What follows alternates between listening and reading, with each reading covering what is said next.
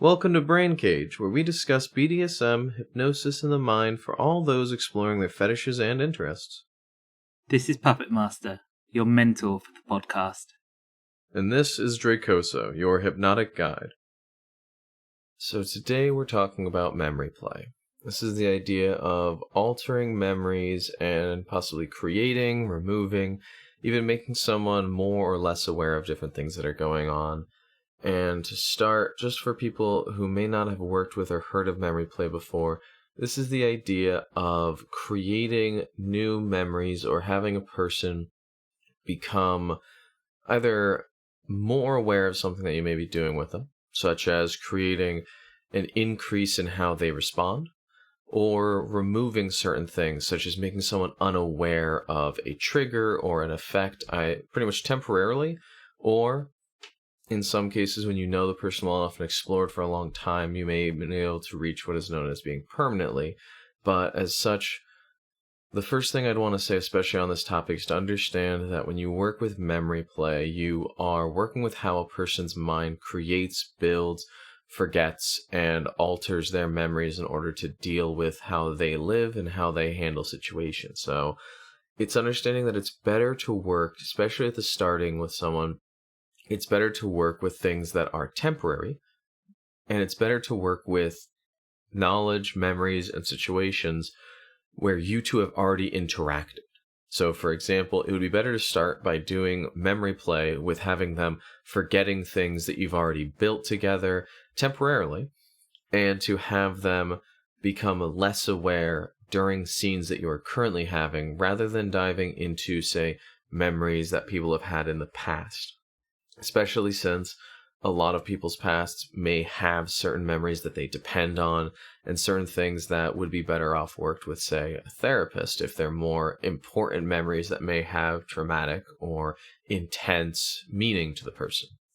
So it's important to remember when you do memory play that this is mainly for playing in or out of scene for your relationship and your interactions, and that altering the person should only be done really in reference to what you two do, rather than what the person may have gone through in the past, unless you have training and knowledge on how that can impact someone.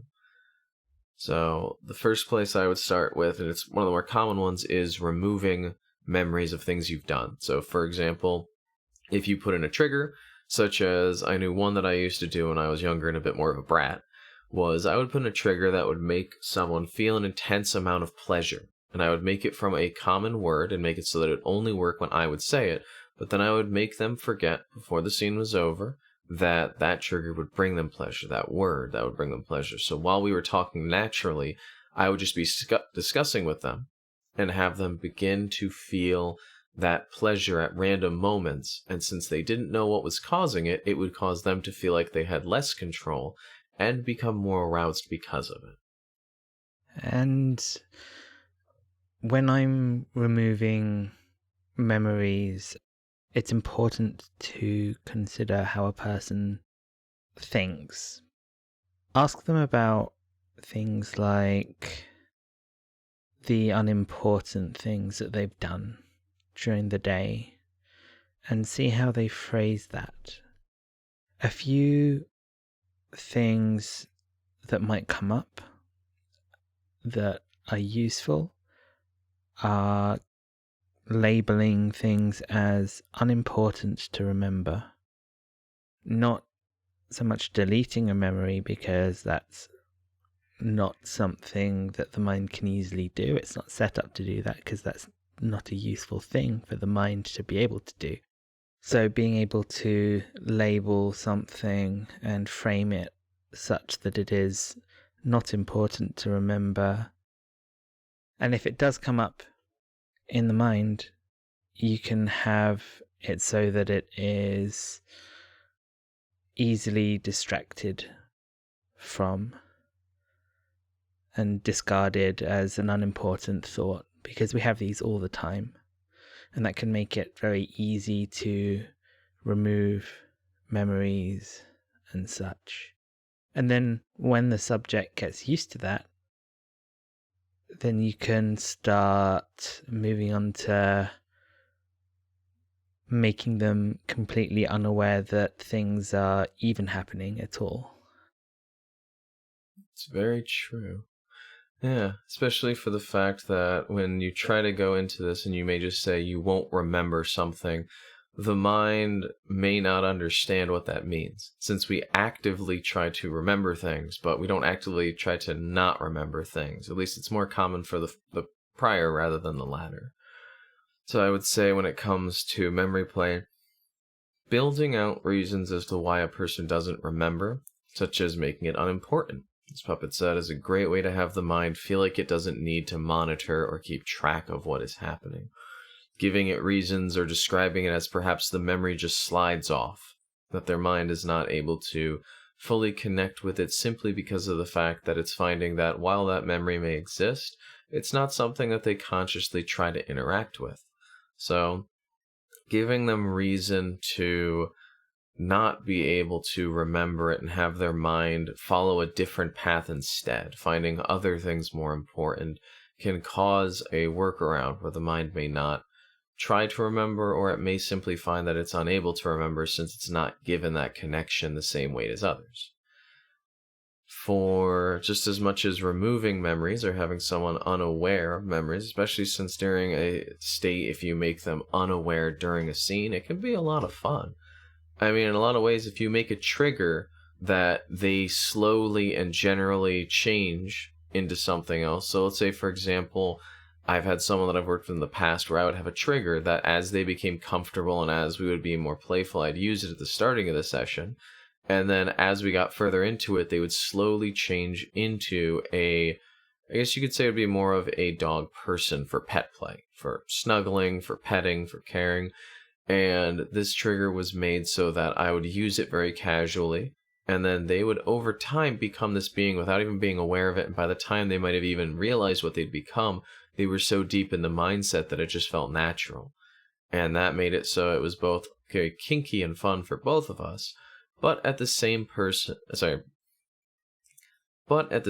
time, it made it so that it could be more natural and enjoyable, so that their memory could slide into this idea and enjoy it as if this is what it always been. So rather than being perhaps more of a choppy transition of one step to another, it's more just a casual growth where they get into the mindset, like we do perhaps when we're heading to work, or perhaps when we are dealing with family, just the steps that we'd usually take, but more of a casual as the events play out.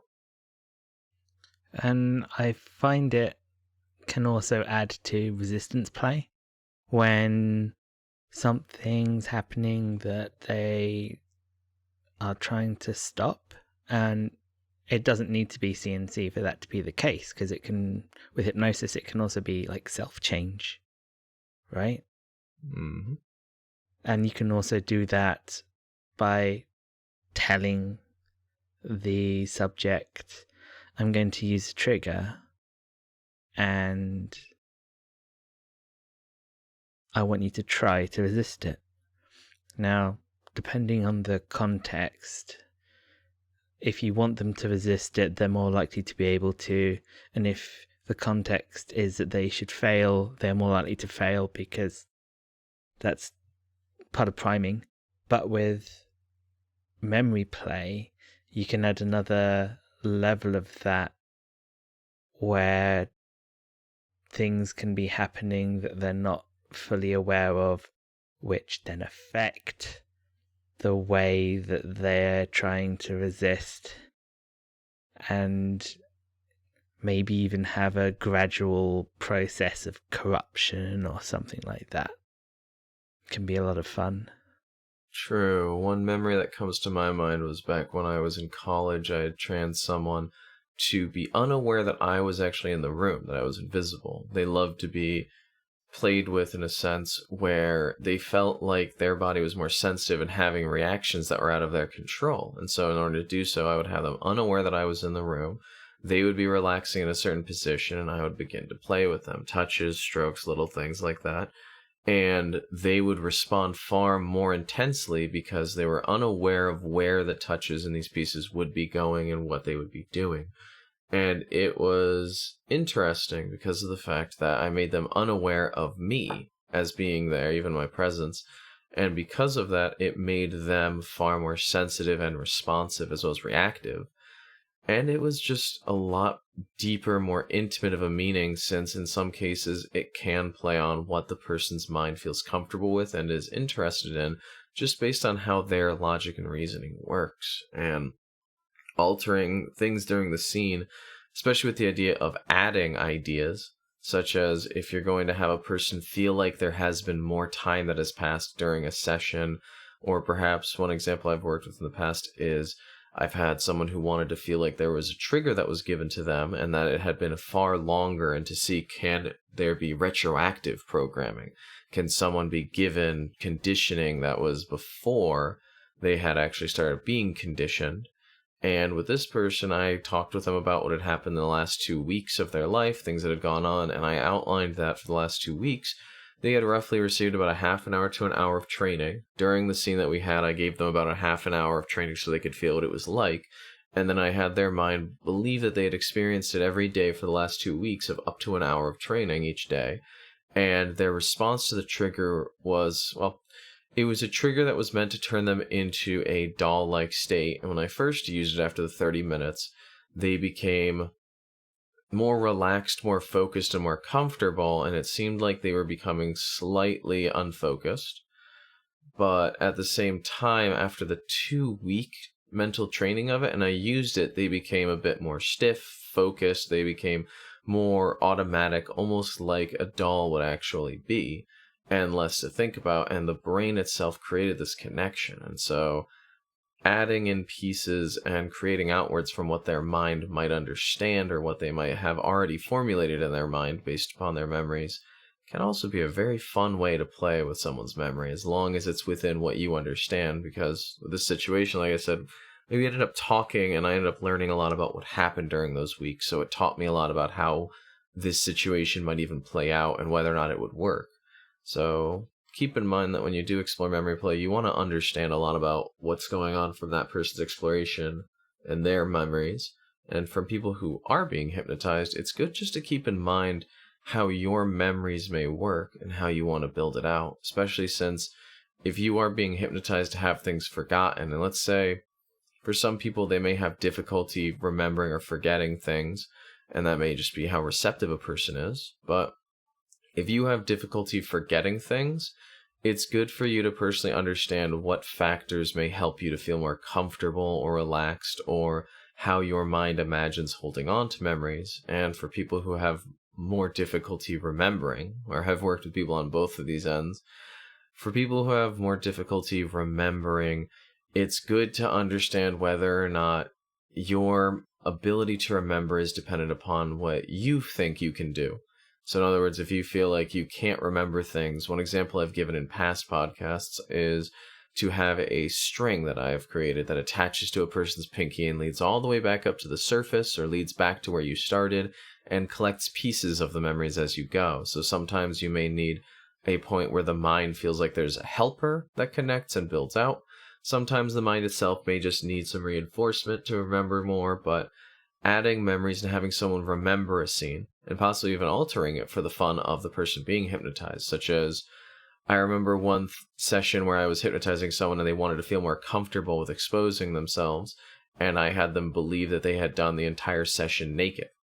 And because of that, at the end of it, they came back with their clothing on, and I made sure that there was a connection at the starting where they took off and they put on their clothing. But in the end, they had never actually taken their clothes off, and made them remember that as well. And I think that's one quick note I want to toss in is, it's always good if you're going to make someone forget or remember memories, additional memories, is to have a way to remind them of what is actually true. This can be for if there's a negative response, or simply for if you want to do some back and forth play so that their mind understands why or how they remember extra memories or forget memories. It's always good to have a trigger that you can use, such as, I think my classic one is just to say, it is time to remember, and it has them forget any type of added memories or be aware that they were not real memories, and remember any forgotten memories so that they can come back and understand their own line of reasoning based upon how their mind might have worked out the details. So one of the things that can be very useful is to make memories that make less actual sense. Now, if there are supernatural things within the memory, and even on tentacles and slimes, depending on the person's kinks, it's much easier for an individual to then rationalize that those memories are not real and can separate themselves from the emotions of the scene. Whereas doing a scene where you've created some very real situations, one needs to be a lot more careful in what they're doing. And there's a greater chance that more aftercare will be needed in such things. That is very true, and making sure that as we build out ideas and add these pieces, to understand how we're connecting them. Really the fact of, if we want to anchor, and that may be a term that's new to some people, but the idea of connecting a trigger, connecting an idea to something that's already built in, so you're anchoring that situation. You'd want to be able to anchor a person's triggers, responses, and understanding to a past experience. So when I say past experience, it could be something, say, and I know we've discussed this a bit in priming, where you would talk with them while they were outside of a session to perhaps remember a positive time or a relaxed time, so that you can use that during a session to increase how comfortable or relaxed they may be. You can also anchor certain memories and ideas to the triggers that you'd use. So, for example, in case that person has had a very enjoyable or pleasurable experience in the past, you can discuss with them and understand a bit about how that may have worked or been. You can have them feel that or relive that experience of positivity, as long as it's a very good outline, for a trigger that you may have with pleasure. And so you can actually use past memories or past ideas to increase pleasure, to increase receptivity, to increase sensitivity, to pretty much connect it to an idea or a trigger that you may want to use, so that you can explore and enjoy, bring about things their mind has already built out, and to add a greater influence or effect with it. And so this can be a very positive thing to do, especially if perhaps in the past they've already explored certain things such as doll play or puppet play, and they may want that sense of mindless experience to come back, so they can be unaware or to enjoy their session and to play along with what is going on to increase the ability to connect with it. Or you can even use memory play just to bring about a deeper sense of comfort, to allow the mind to not need to remember. Having them see perhaps if someone, like one example I used once was someone I explored with had gone to a concert and they had loved the whole experience. They could barely remember the majority of things that happened other than the songs that were being played, though. That's usually a concert, unless there's a lot of interaction with people you went there with. And so for her, we used the enjoyment of the scene to be so wonderful that the specific things she was being told to do, she would remember, but she would not remember things like changing her clothes. She wouldn't remember doing specific activities such as dancing or moving around, or the specific things that she said, but that she would remember the overall pleasure and enjoyment of the scene. And so when brought back later, some of the conditioning we did actually kicked back in much stronger than she'd expected, because she had subconsciously accepted it without consciously remembering more than just the pleasure that came from it.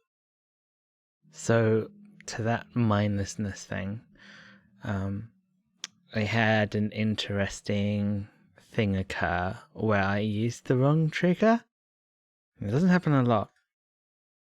And in most cases, it's caught quickly and then just say release and then they're back to normal. What I did is, we were watching an episode of an anime and I was meant to put them into like an obedient mindset, but accidentally, because I was distracted by something, I used the mindlessness trigger instead. And so we watched the episode, and then at the end of it, I realized what I did. And so I brought them out of it. And the next day, we rewatched that episode. And for them, it was interesting because they had definitely seen it all before, but they couldn't remember it. There was this subconscious memory that still existed, that they had taken in the episode, but consciously they hadn't registered anything that happened at all. And it's the conscious part of your mind that is more your self, that you consider yourself. And it was really interesting because as they were watching it, they were making that connection. So part of them had seen it before, but the other part hadn't. And yeah, it was so interesting to talk to them about it afterwards. It was a happy accident. Yeah, well, two things it makes me think of. The first one is just sort of for, I guess, just a good mental image of it is to imagine sort of a scanner where you have things come in, and when you're consciously aware, it's like having a guard there watching them come through, and when they come through again, the guard goes, oh yeah, I've seen this before, and it connects. A simple way to sort of look at it as when you're unaware, like we're talking about, where it's the subconscious and the conscious, is imagining if the guard is not there, but the scanner is still running. So if, say, the guard's not there, someone comes through, or an experience comes through, the scanner gets it, it goes through. And then later on, when they're awake and they're experiencing it again, the system still says, oh, this has happened, but the guard is sitting there going, I don't remember this happening, but I guess it happened? And so it's like the first experience for the mind, which would be the guard, and it's pretty much a recurring event for the subconscious. So even though they may have experienced it in one form and their body is saying, oh, it's like it's been there, but I don't remember it. It's sort of that piece of the missing presence. And the second thing it makes me think of is I actually have a fun thing, because the sub that I explore with right now, she and I do a lot of memory play because she doesn't remember much during sessions. When we play and explore, we build out triggers, we build out ideas, and because I like to explore and do so many different ideas and triggers with her over time, we've actually had points where I will pretend to use a trigger, just a general word or an idea, and use it on her and snap my fingers, and she'll respond to it. But it wouldn't be something that I've programmed in, so her mind has now become flexible enough for me where I can create safely a trigger that I can use with her that didn't exist the moment before, because her mind picks up on enough meaning and reason from what we have built in the past that I can use triggers out of the ordinary. And she's even admitted multiple times, I don't remember that trigger being there. I'll just go, there wasn't a trigger there, but there is now. And so... Yeah, and that's not hypnosis. That's conditioning. Mm-hmm. And you can do that with training and stuff, like clicker training and all of that. It can be very interesting when you have developed that relationship as a hypnotist of power and controlling them on that level, that you can have that without needing to use hypnosis at all. To the extent that when I was making the files, that I was the first files for transformation. These are the first ones I've uploaded for the podcast, done by myself. I wasn't completely confident in my own abilities to trance anymore, because Aww. it was fine. I had some people test it out and it was fine. But because I tend to work a lot more with people I've been working with for a long time, I can just tell them to drop and they will. And they'll go into trance and stuff. So, yeah, I mean, it's sexier to do an induction a lot of the time because it's part of the kink. I think if anyone's listened to them, they'll find that they're fine. Yeah. I mean, hey, time will pass. It affects our memories and our ability to connect with them, and sometimes that can affect our confidence as well. And so, especially when it comes to memory play, and I think you made a great point, Puppet, is that memory play, while we talk very heavily about it in the sense of hypnosis, it can also be done outside of hypnosis. And to make a very clear understanding as well, memory play is not the same thing as gaslighting, because I've known a lot of people who deal with that issue, and gaslighting more focuses on the idea of trying to make an argument and make someone else doubt their own memories or their own ideas or what has happened, while trying to get a point of control over that person without them consenting. Memory play is more of you're exploring with the person, you're trying to alter memories and create effects that person has both consented to and has hopefully shown interest and desire towards, so that you can add more effects in a way that they would enjoy. And so memory play, especially when you are trying to explore with this, it's good to keep in mind different factors that'll play out as you are exploring. For one thing, we've mentioned a few different ways, but it's good to understand how receptive a person is. So if they have difficulty remembering a session, trying to add new memories may be difficult, and they may not connect with it consciously, and they may connect with it subconsciously, and there's ways to check for that, such as if you put in a trigger and then you try to use it later on and they don't consciously remember but they respond to it, then it may be that they are receptive but not remembering it. As for people who want to forget, they may have a reason why their mind holds on to memories. It doesn't want to forget things, and so talking with them and understanding what it means for them to be unaware or to forget something, it's important to really get to know the person and why memory may be a big importance to them, to always have consistent and to help them build that out. Or for some people who may have difficulty holding on, they may just find that their mind has not, as Puppet said before, has not really seen things as important, has made them unimportant, so their mind has more difficulty trying to stay connected. And so understanding how flexible their mind might be to forgetting or remembering something, and using that, because as you learn how their mind works, it can become like clay, where at first it's very hard, it's very difficult to bend and work with, but over time you learn how it flexes, you learn what it does, and eventually you can create memories that interweave and are very enjoyable and very positive for enhancing scenes and sessions. Mushy, mushy, subby minds. Yep. And it's good as well, I'd say, from the perspective of someone being hypnotized, it's good to sit down and try and think a bit more about why you might be experiencing or how you might experience different memories, and to communicate with the person who is hypnotizing you and to make sure that they are aware that your memories may work in a certain pattern. If you feel that your memories are more concrete and more difficult to change, especially since if you put a lot of importance into your memories and making sure that things align, communicating that and letting them know, because sometimes we have a different understanding of how our memories connect to one another and how we think back on them. And the difference in that can cause conflict, where it's more difficult to really become immersed in the experience if you feel like, I guess you could say it as, if you've spent your whole life building brick walls and someone else steps in to build one and does it in a completely different fashion, it's going to feel very thrown off until it's done. And a lot of people get a very wrong feeling when something's done in the way that they're not used to, which is an important thing to note in oneself, that it's a natural feeling, but B, also just a problematic piece of psychology that we should all be trying to deal with ourselves.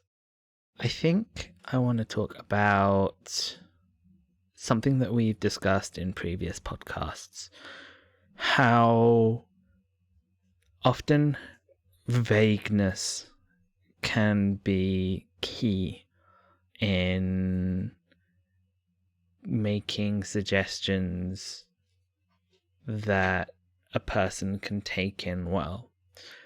But when it comes to memory play, you also want to consider what parts you want to be vague and what parts need more complexity, because it's a significant part of the suggestion that something happened. And so talking with the subject beforehand about that kind of thing to understand how they would experience such a thing and to put in their own words into the suggestion and the memory for the more complex and important parts of the memory is a very useful thing to do.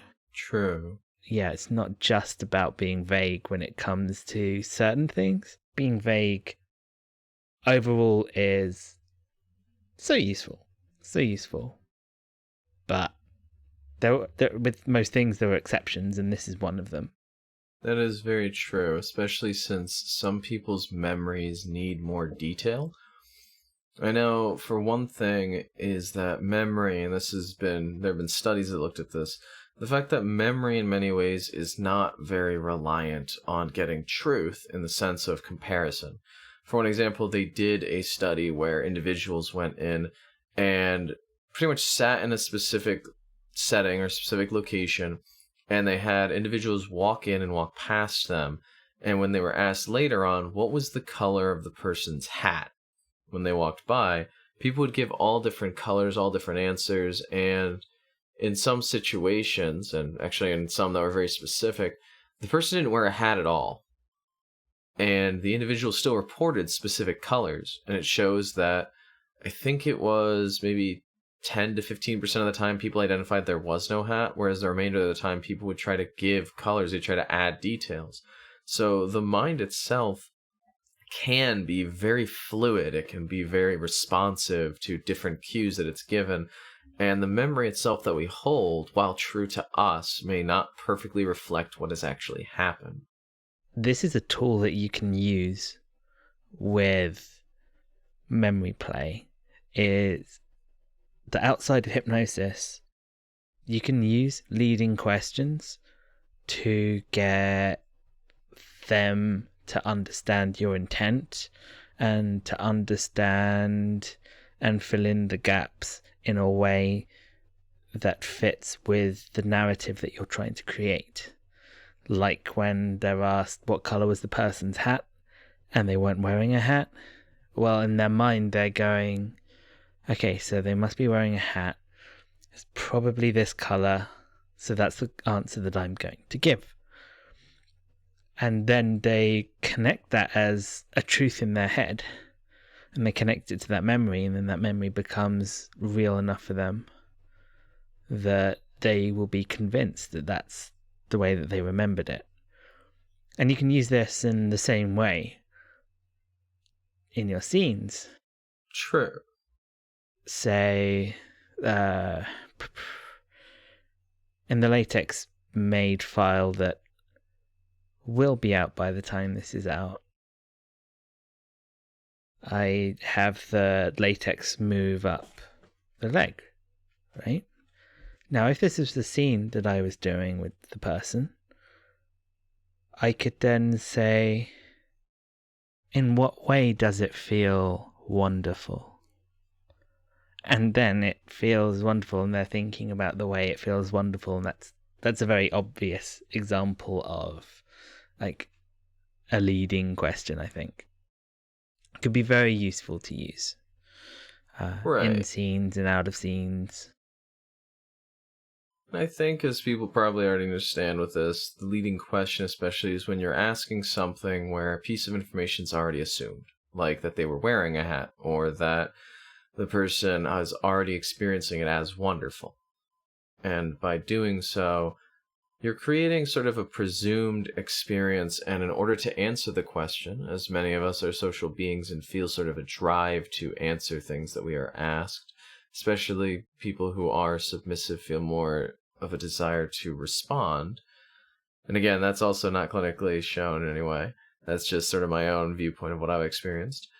It can lead to the person's mind shaping these ideas, sort of filling in gaps that they may believe are already there, and may put in these ideas so you can build out more fully by having the mind presume what you've said. So I think a great example of that would be, as I've put earlier, when I'd use triggers through conditioning, things that I hadn't put in already, but that may line up with something. For example, with my sub, I've used triggers where I have the word shock, which is supposed to, for any of you who think it's electricity, it's more of a causing of what the pleasure of an aftershock may feel like, but at any time.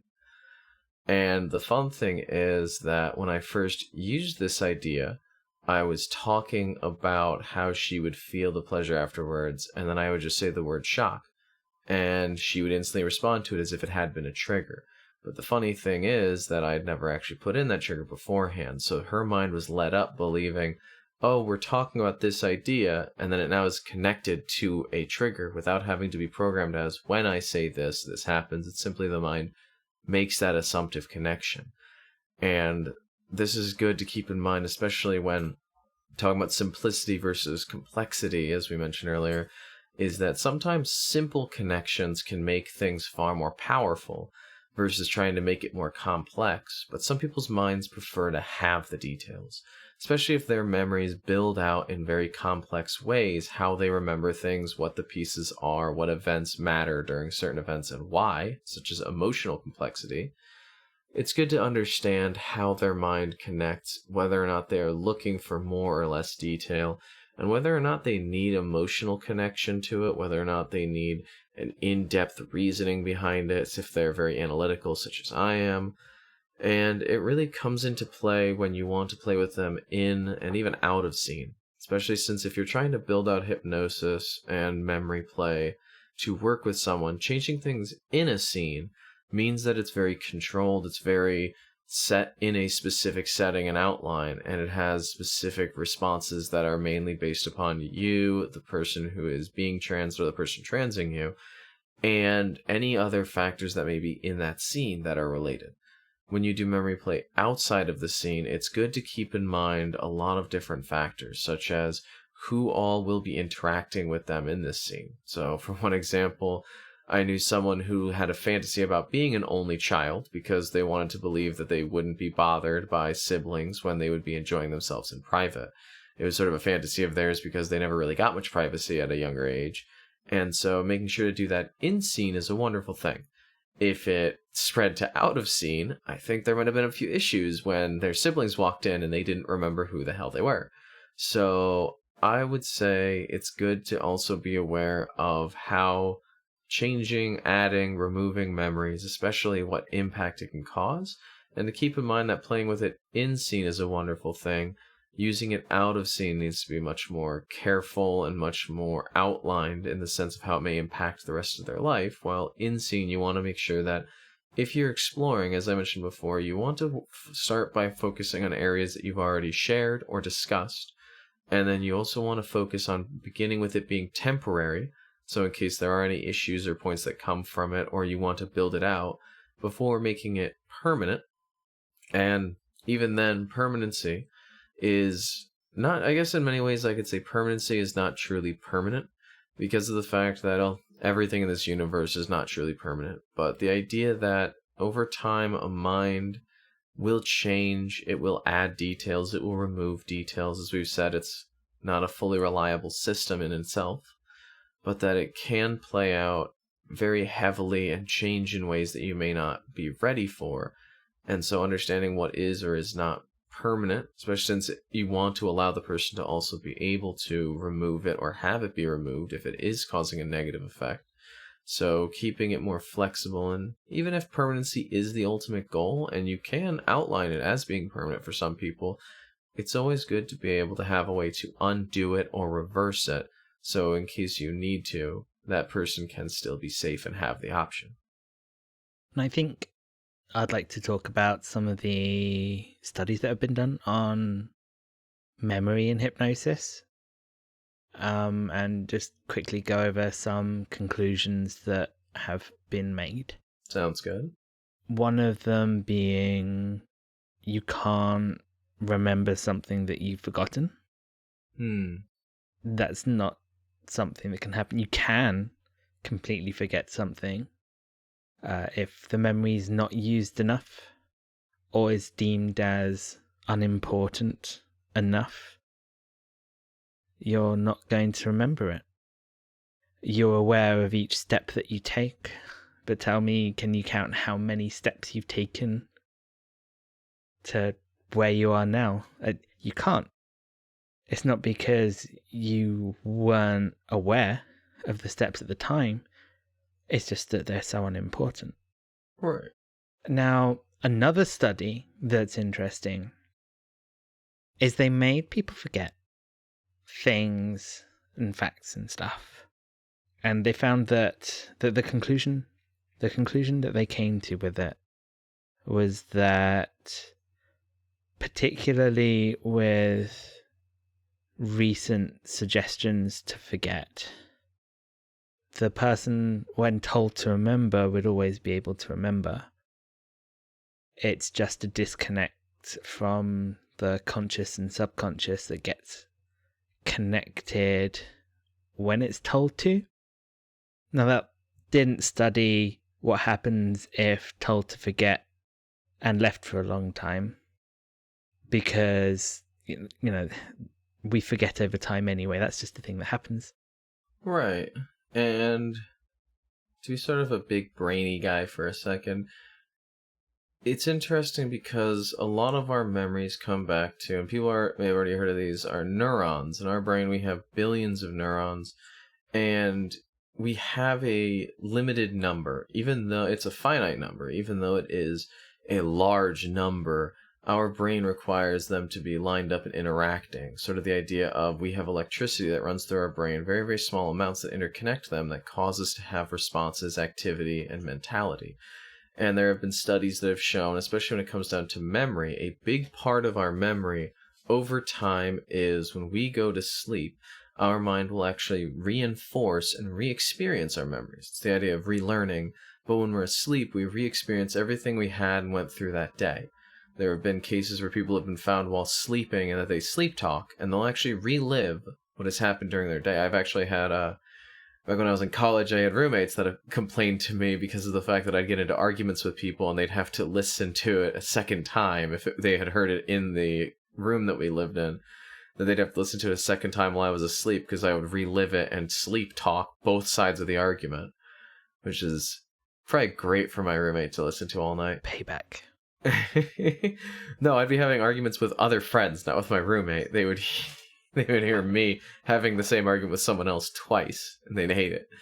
But it shows that when we go through sleep, we actually reinforce our memories repeatedly. And like Puppet was mentioning, if you make someone forget, the brain creates connections. You can sort of imagine this as sort of a web that this electricity in your brain travels down and activates different points, known as the activation web. And in this idea, you have different points that are connected to certain amounts. So if you tell someone to forget something, their mind may simply be less likely to use that connection that goes to the memory. But if you ask them, it reestablishes it by sending the electricity down the pathway to try and remember. They have a similar idea, which is known as sort of the tip of the tongue effect, which is when the connections are just weak enough, but there's nothing that goes directly to it, that your brain is trying to think of it. And probably a lot of people have had this tip of the tongue theory, which I believe is cross-cultural, where you're trying to remember something and you just can't seem to get it, but you're one step away, and it's because the connections around it may not be directly to anything you're thinking about at the moment. A good way to experience this is if you have a lot of caffeine. It's been shown to very much increase that tip of the tongue syndrome. Right. And another quick point I want to say is different cultures have different ways of compensating for it. Mm-hmm. Like in Italy, for example, they'll fill in the gap with one that's happened in England. I think it crossed over from America, is saying like to fill in the gap. It's interesting because it's almost like people are culturally trying to hide it. Like it's a weakness. Right. But we'll do it. Yeah. And part of that also comes back to, and I've learned this since there's a couple of lovely groups out there that help with giving speech and feedback, is people try to fill gaps in their conversation. If there is supposed to be a pause, or they're trying to remember something and their mind doesn't fully connect with an idea, like Puppet says, they'll use like, and they put in these little gaps to try and fill in the spaces. And I actually have had to be taught to, in a way, counteract that by realizing it's fine to have gaps. I mean, throughout our conversation today, we've had multiple gaps, and it lets the person think, it lets them process the information. But that's on speech. I think taking it a step back for memory as well, that while you explore with memory play and you're trying to give ideas or change ideas, it's good to understand that the mind itself has these weaknesses, flaws, gaps, pieces that may alter and change, and that the mind is active. When the person is not asleep, the mind is trying to pull in more details, it's trying to create things. So even while as the hypnotist in your mind, even while you're trying to shape an idea, such as if you were trying to create a trigger where when you say a word, the person will feel a wave of warmth and pleasure that flows through the body, and you describe this, and in your mind you're imagining this wave flowing down the body and possibly going across their body. The person who is being hypnotized may be experiencing this as a wave that is a physical wave on top of the skin that's flowing down, and it's leaving behind a trail that may make them continue to feel warm later on. And that little difference, that extra detail, may be very important because it may give the person more ideas of how it works, but their memory may also connect differently, such as if you say, every time the wave goes by, it's a brand new wave, it'll contradict with the idea that they've already got layers and layers from each wave that are building up now. So it feels like the wave is not brand new, but perhaps maybe layering onto the last. And so it's the idea that you want to be aware of how the person's mind can change and be aware. And it sort of brings us into this idea of caution. I know we've mentioned multiple times you want to be careful of temporary versus permanency. You want to be aware of in and out of scene. But it's also good to understand that while there have been studies showing memory and how hypnosis can impact a person, like Puppet mentioned earlier, you can't be made to remember something you have truly forgotten. So if someone has forgotten something 10, 15 years later, you may end up building a memory similar to mentioning what color was the person's hat. They may end up take it as a leading question, and their own mind will try to build out memories based upon what it believes was actually there. So while you may have these pieces, and while people have seen in many TV shows hypnosis being used to find evidence, to look into other pieces to remember, there is no full clinical evidence that has shown causation that you can make someone remember a full memory as it was, but rather their mind's truth of how that situation played out. While it may be able to activate some deactivated pathways, it does not mean that those pathways are perfectly connected. And so you want to make sure that you are careful when working with this to try and make someone remember something or work with it, especially if you do not have training or certification towards understanding what this may do. I would say any type of memory returning would probably be best focused upon scenes or sessions that you've already had with them and kept within that area, since that would keep it within a recreational play, versus making them remember something that you may not have been a part of, which may cause reactions and responses that you may not be ready for. And so it's good to understand that when you are exploring with this, a person's beliefs and their understanding can take over their intent. And when I say that, I mean if someone is intending to perhaps feel like pleasure is important to them, and you begin to build up memories for them that pleasure is very important, that it's something that's always been important, their belief can eventually take over and make them believe that that pleasure has an even larger purpose or importance in their life than they may have had before, or to a point where they may have intended to reach. So making sure to communicate with them and understand that memory, while very powerful and very capable, is something that you need to be careful with, because while it is very sexy to dive in and do lots of fun stuff, it's also good to know that if you build it out carefully and very well, it will be far more powerful, personal, and intimate to explore with a person than if you had simply tried to build it all out at once. When working with memory play, and this goes a little bit deeper into being cautious with it, is to understand that it can have more long-term effects, such as if we begin to try and outline how a person experiences something, such as if you try to add in a memory that is not complete or does not follow their full line of reasoning, it can actually reduce their ability for choices and for autonomy. So, for example, if you had someone, if you were to give someone the memory that there was a toy that they were nervous about playing, and you tried to add memories for them that they had played with that toy in the past, but not with full details, you can end up having an issue where when the person goes to play with the toy, they don't know how to.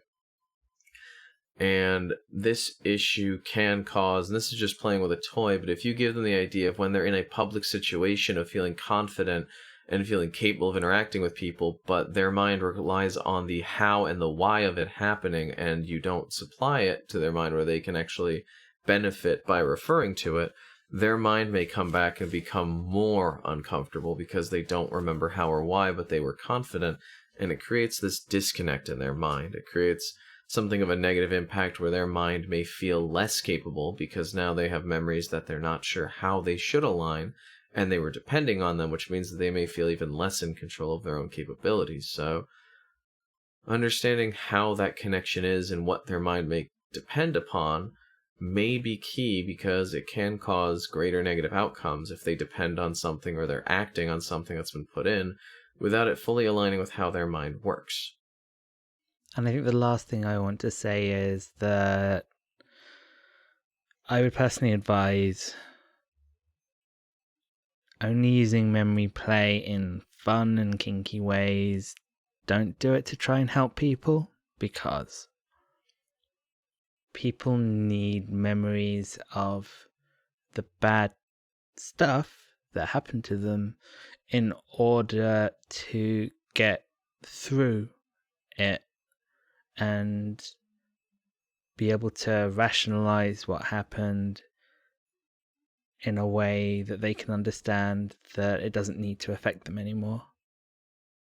And just cautioning that however much it might seem like using memory play to help people could be a thing, it's not, because of what I just said, and therapy is how one goes about reconciling the things that have happened to us in our lives. And there are very good methods that a therapist will use to help that, in a way that doing things to memories with hypnosis, in the ways we've talked about, can just make things worse. Right. I think probably the simplest way to explain this is people who haven't had therapy certification or training, just to give sort of a very direct understanding with it, is if you explore with hypnosis and try to use hypnosis to help someone, they're expecting you to be the person processing, working within their mind and guiding them, while the person who's being hypnotized has a lot of control and say. And as many people see hypnosis as self-hypnosis, it's them putting themselves into a state. The hypnotist acts as a guide, as a director, as a puppeteer, depending on how they see it. But in most situations, a hypnotist, when you are doing hypnosis, is in some way taking a handle over the direction it goes and how it works. Therapy has the person process their own emotions, connect with it, and it is a form of guidance. But in a way, therapy is meant to be more of a hands-off guidance than hypnosis in many ways. When I say hands-off, I mean the therapist is more guiding them, giving them things that they can build out and connect themselves and do themselves and make choices themselves for. And so doing hypnotherapy, while there are lines across it, the biggest thing to understand especially is doing hypnosis to help someone means that you're the one processing the information, which for them can cause a greater disconnect and a greater issue, because they're issues that they would need to deal with. In therapy, the person processes and handles a lot of the information with help, and guidance, but not, well, there's a sense of control.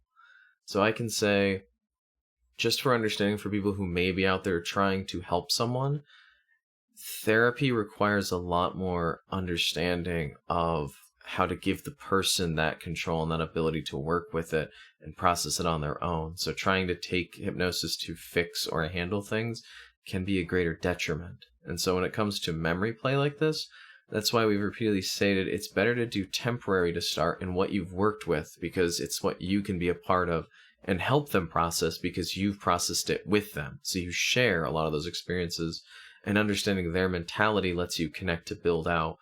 But it doesn't mean that you should step into areas that are solely theirs, but rather areas that they may be comfortable exploring with that are more recent, that may connect, such as building out recent memories for conditioning, or exploring and making things that are altered within scenes or out of scenes when you are involved.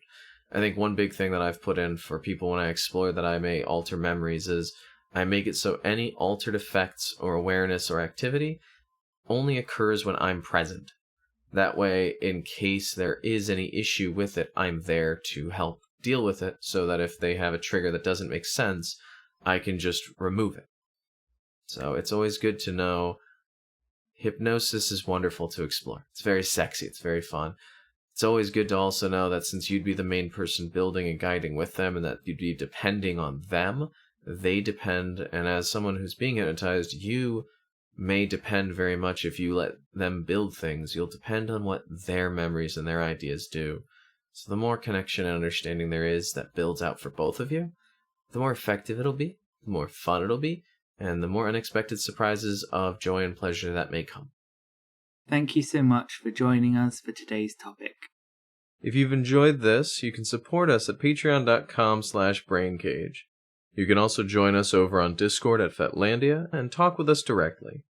Links for both are listed in the description. Thanks again for listening, and take care.